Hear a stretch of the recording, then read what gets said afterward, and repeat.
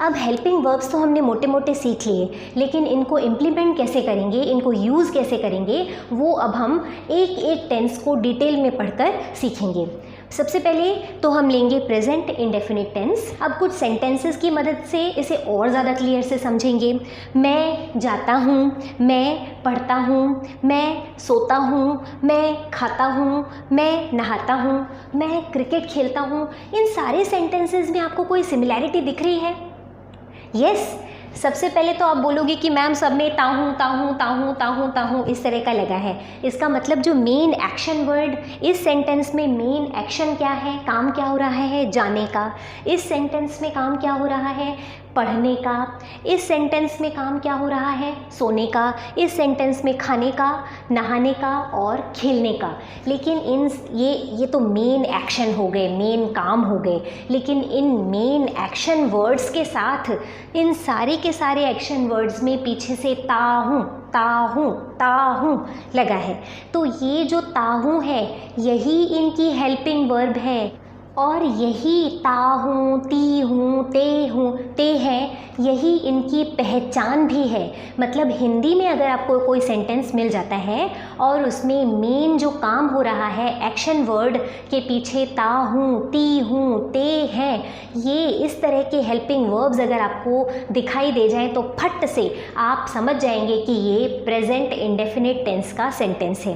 ये तो बात हुई हिंदी की। लेकिन अगर आपको ट्रांसलेशन करना है और हिंदी में आपको सेंटेंस मिलता है तो आपको पहचानने में आसानी होगी। लेकिन अगर आपको इंग्लिश में सेंटेंस मिलता है तब आप कैसे पहचानेंगे? तो उसके लिए भी मैंने आपको हेल्पिंग वर्ब्स बताई हैं, है ना। अभी अभी हमने सीखा था कि हेल्पिंग वर्ब्स हम सबसे पहले हमने इंडेफिनिट टेंस के लिए डू डज हेल्पिंग वर्ब्स लगाई थी। लेकिन यहाँ पर भी एक मसला है। वो मसला क्या है, वो प्रॉब्लम ये है कि कोई भी टेंस जब हम पढ़ेंगे तो उसमें 3 तरह के सेंटेंसेस हमको मिलेंगे। वो 3 तरह के सेंटेंसेस कौन से होंगे? अफर्मेटिव सेंटेंसेस, नेगेटिव सेंटेंसेस और इंटेरोगेटिव सेंटेंसेस। मतलब सेंटेंसेस या तो आपको पॉजिटिवली, भाई मैं ये काम करता हूँ, हाँ मैं ये काम करता हूँ, हाँ मैं खेलता हूँ, हाँ मैं जाता हूँ, हाँ मैं नहाता हूँ, हाँ मैं पढ़ता हूँ, हाँ मैं लिखता हूँ। तो ये हाँ ये सेंटेंसेस ऐसे हैं जो हाँ का जवाब आपको देते हैं। लेकिन कुछ सेंटेंसेस ऐसे होंगे जो आपको नहीं में क्लियर करेंगे। जैसे मैं नहीं जाता हूँ, मैं नहीं खाता हूँ, मैं नहीं नहाता हूँ, मैं नहीं पढ़ता हूँ, मैं नहीं लिखता हूँ। ठीक है, तो ये सारे जिसमें नहीं लग जाते हैं जिन सेंटेंसेस में, उन्हें हम बोलते हैं नेगेटिव सेंटेंसेस। और क्या मैं जाता हूँ, क्या मैं पढ़ता हूँ, क्या मैं खेलता हूँ, क्या मैं खाता हूँ, है ना। तो अगर किसी भी चीज़ में कोई सवाल पूछा जाता है तो वो इंटेरोगेटिव सेंटेंसेस हैं। तो ये बहुत ही बेसिक चीज़ है। आप बचपन से हम जितने भी सेंटेंसेस बोलते हैं वो इन 3 तरीक़ों से ही बोलते हैं। या तो वो काम होता है या वो काम नहीं होता है, और या फिर वो काम होता है या नहीं होता है, ये चीज़ हम पूछते हैं, क्वेश्चन करते हैं। तो इस तरह से किसी भी टेंस में हम 3 तरह के सेंटेंसेस पढ़ेंगे, अफर्मेटिव, नेगेटिव और इंटेरोगेटिव। तो ये सारे जो सेंटेंसेस हैं ये सारे के सारे अफर्मेटिव हैं, होते हैं, काम हो रहा है, हाँ का जवाब आ रहा है।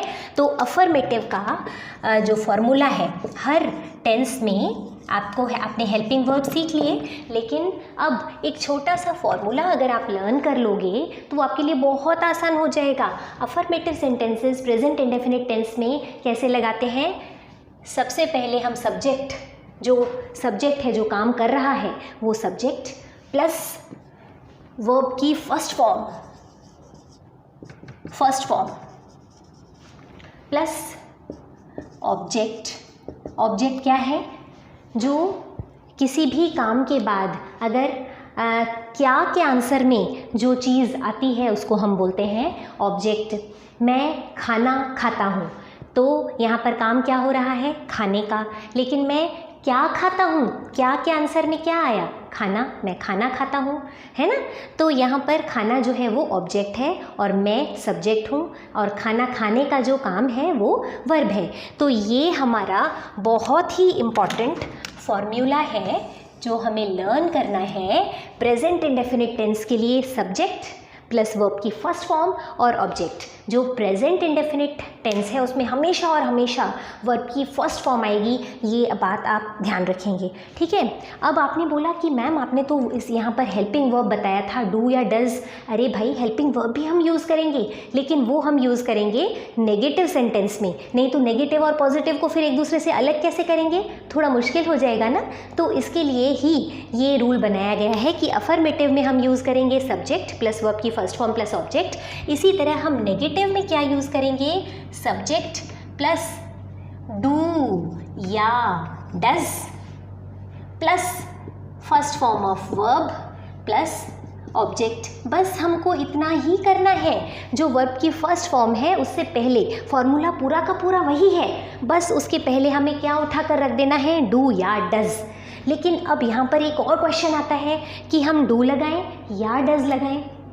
तो इसके लिए भी हम छोटा सा दिमाग में रखेंगे। अगर हम ये चीज़ एक बार, पहली बार हमको प्रॉब्लम होगी क्योंकि सारी चीज़ें हमारे लिए नई नई हैं, लेकिन एक बार जब हमें वो हैबिट में आ जाएगा तो वो बाकी वाले टेंसेस में हमको वो सारी चीज़ें बहुत जल्दी और फ्रीक्वेंटली हम उनको सॉल्व कर लेंगे क्योंकि हमें वो ऑलरेडी याद हो चुकी हैं। तो डू या डज जो है वो इसके भी ग्रुप हैं कि जो सिंगुलर्स हैं उनके साथ आता है डज और जो प्लूरल्स हैं उनके साथ आता है डू। तो लेकिन सिंगुलर्स के साथ हम जो ये, एक मिनट, आप ऐसे देखिए तो आपको और ज़्यादा क्लियर होगा।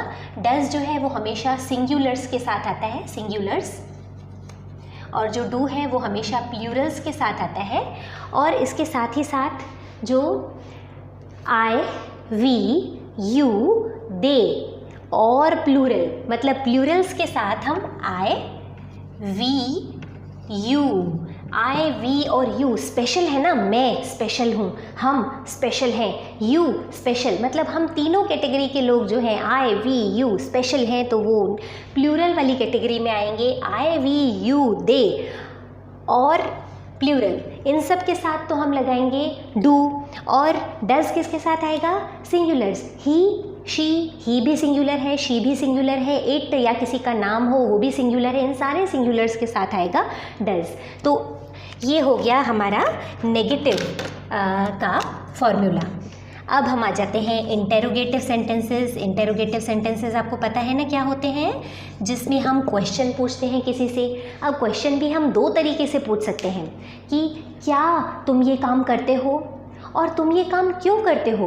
तो वो क्वेश्चंस जिनके आंसर में केवल हाँ या ना आता है, जिनको हम केवल एक वर्ड में हम हाँ या ना में जवाब देकर जिन क्वेश्चंस को हम पूरा कर सकते हैं, वो सेंटेंसेस हो गए। और दूसरे सेंटेंसेस वो जिनका हमें सब्जेक्टिव या एक्सप्लेनेटिव लॉन्ग आंसर देना होता है, वो होते हैं।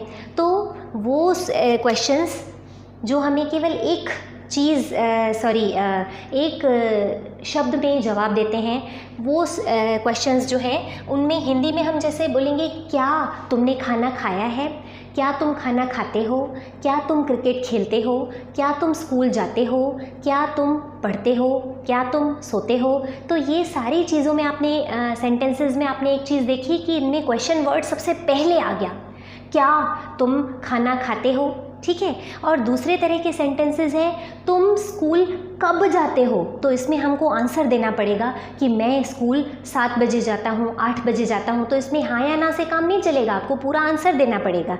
तो इसमें क्वेश्चन वर्ड जो है वो कहाँ पर आया, बीच में आया।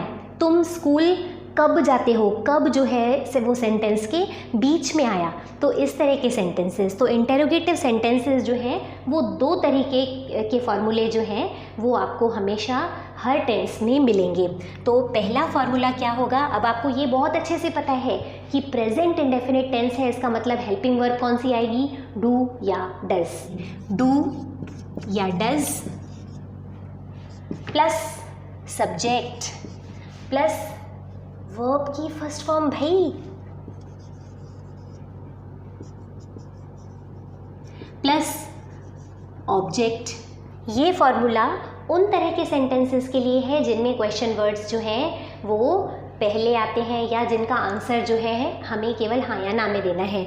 Do plus subject plus verb की फर्स्ट फॉर्म प्लस ऑब्जेक्ट, ये तो एक फॉर्मूला हो गया।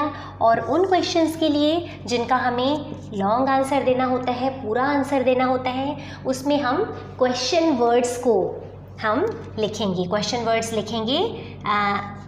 क्वेश्चन वर्ड्स जो हैं वो हमेशा, जितने भी क्वेश्चन वर्ड्स हैं, मोस्ट ऑफ क्वेश्चन वर्ड्स जो हैं वो W से स्टार्ट होते हैं। व्हाट, व्हाई, वेयर, व्हेन, है ना, हाउ को छोड़कर। तो ये सारे क्वेश्चन वर्ड्स जो हैं, तो सबसे पहले हम क्या लगाएंगे, क्वेश्चन वर्ड प्लस डू या does plus subject plus verb की फर्स्ट फॉर्म प्लस ऑब्जेक्ट। मतलब फॉर्मूला पूरा का पूरा वैसा है, do does plus subject plus verb की फर्स्ट फॉर्म प्लस ऑब्जेक्ट, बस उसके आगे हमें क्वेश्चन वर्ड को जोड़ देना है। तो ये फॉर्मूले हो गए हमारे प्रेजेंट इंडेफिनिट टेंस के। अब इन फॉर्मूले की हेल्प से हम सेंटेंसेस कैसे बनाएंगे वो जल्दी से सीख लेते हैं, तो आज का काम हमारा पूरा हो जाए।